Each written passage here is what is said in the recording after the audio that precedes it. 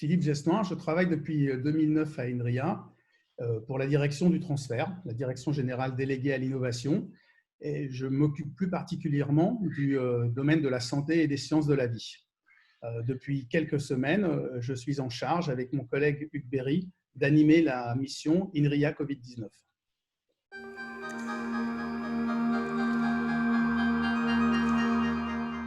Notre objectif était avant tout de pouvoir répondre aux besoins concrets, répondre à l'urgence également.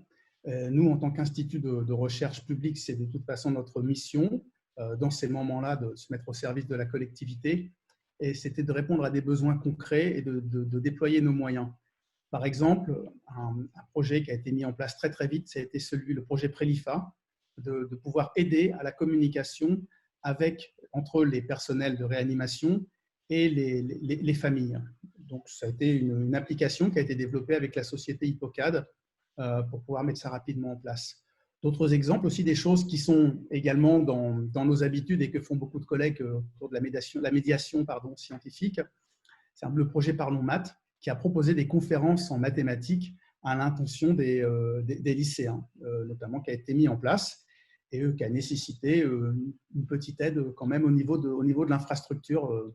Et l'idée était d'avoir des collègues volontaires pour les conférences également. Un projet qui peut être très intéressant pour l'audience de Santexpo, c'était le projet Scikit EDS, où des collègues qui sont extrêmement rompus à l'analyse de données et qui développent par ailleurs un package extrêmement populaire autour de l'apprentissage machine, enfin de l'IA. Ils se sont mis au service de la DSI de la PHP pour pouvoir analyser les données, proposer des tableaux de bord à l'attention de la direction pour permettre de gérer, d'anticiper, mettre en place les besoins dans le cadre de la gestion de la crise. Bien entendu, nous avons plusieurs projets aussi qui sont en lien avec l'imagerie médicale, notamment un projet en collaboration avec l'IGR, avec la PHP, avec le Kremlin-Bicêtre en particulier, et la société Hawkin, autour de l'analyse des CT scans pulmonaires afin de déterminer le risque de complications. Ce n'est pas nécessairement autour du diagnostic, qui n'est plus vraiment un sujet, mais surtout d'anticiper les possibles complications au moment de l'admission des patients.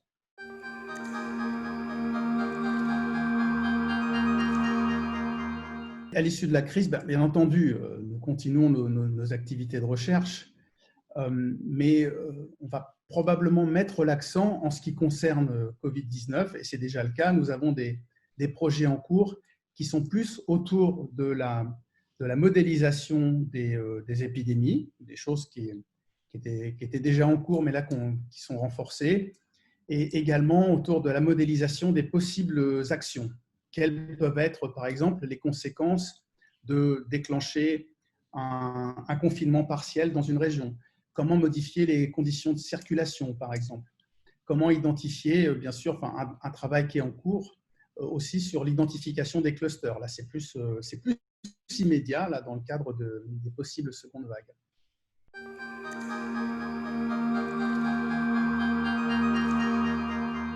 Ça reste toujours un rendez-vous extrêmement important pour voir quels sont les acteurs de l'écosystème autour de l'hôpital, autour du soin. Bien entendu, autour des technologies de l'information, il y a énormément de gens qui sont présents.